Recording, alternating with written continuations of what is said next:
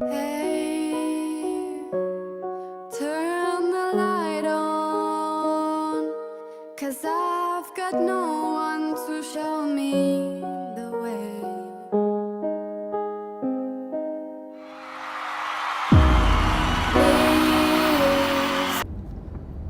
So I just came out of the 8:30 opening night showing of Vox Lux at the ArcLight Dome with a Q&A with Natalie Portman and Brady Corbet, the director.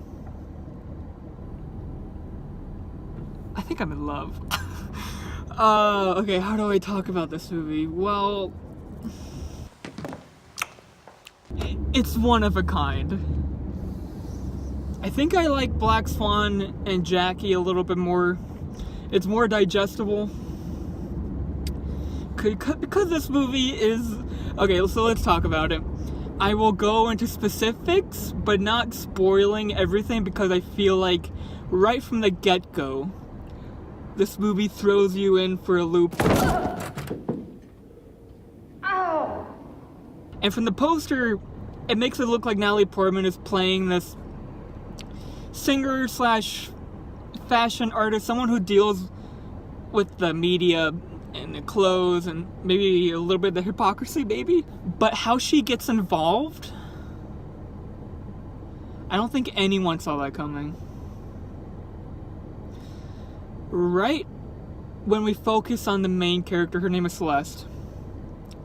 So there's a prelude, a prologue, Act 1, Act 2, and an epilogue, or finale, as they call it. No one knew what the plot was, and I'm not gonna spoil it, but it made my jaw drop, and the whole audience, they use shook. I think it's something Celeste says, because she's very vulgar, but it's kind of necessary. Her backstory, so the prologue, the prelude,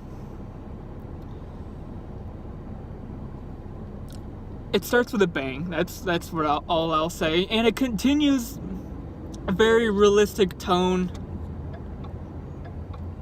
I thought it was gonna be a little bit fantastical, but it's quite creative.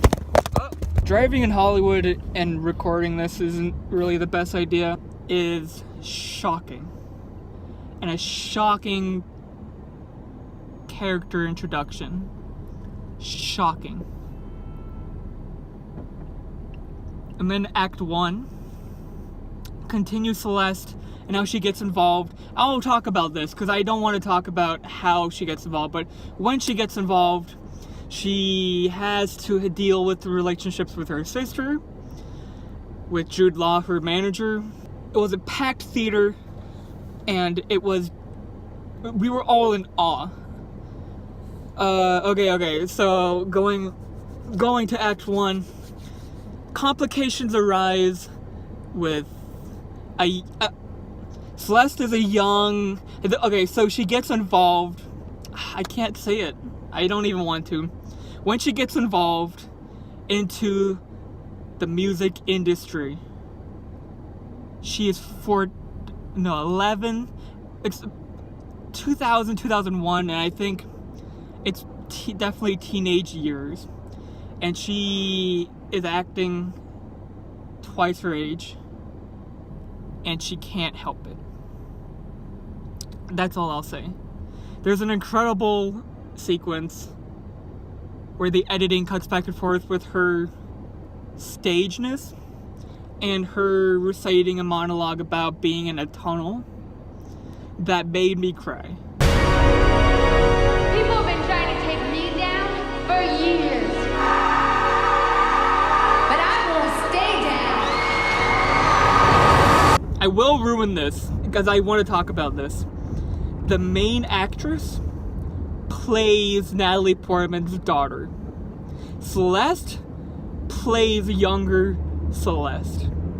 And I thought that was extremely risky. Okay.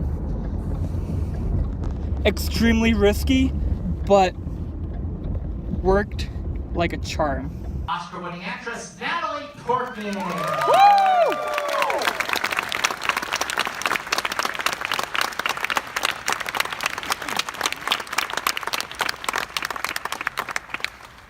Natalie, when you first read the screenplay, you read so much. What was it about? At what point during your process of reading this did you just go, oh my God, Celeste, this is awesome, I got to do this? Well, I said, but first of all, I want to say thank you so much for being here. This is very exciting.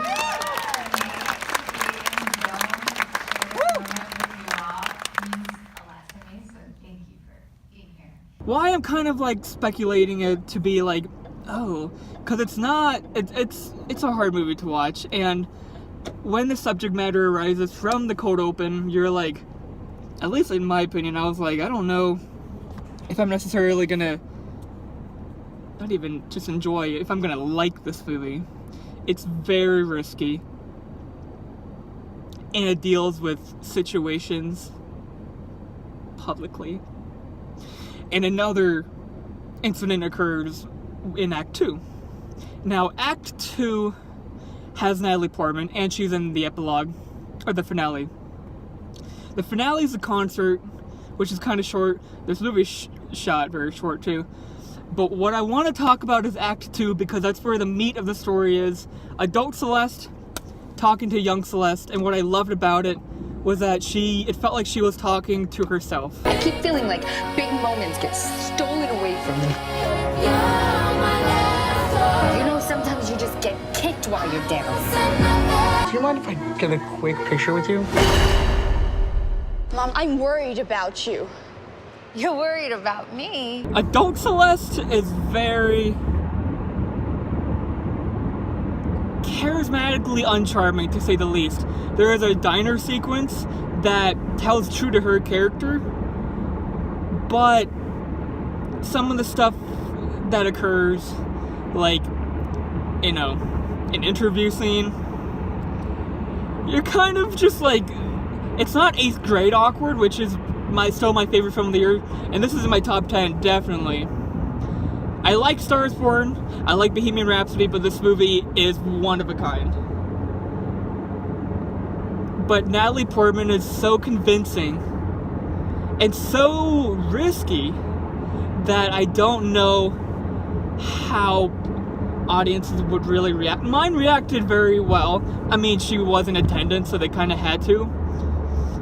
But she's not a very likable presence. This movie...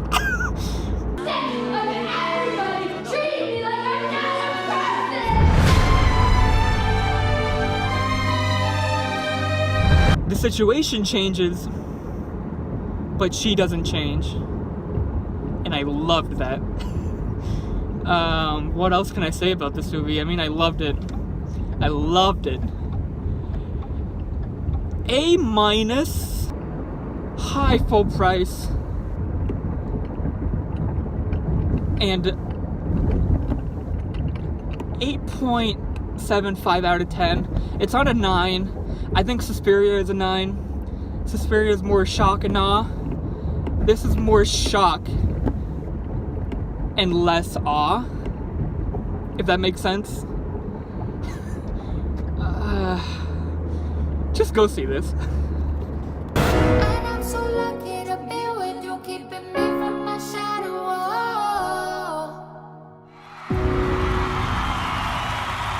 Also, I forgot to mention, because this movie is so good and it's so mesmerizing that I didn't even want to think about the studio.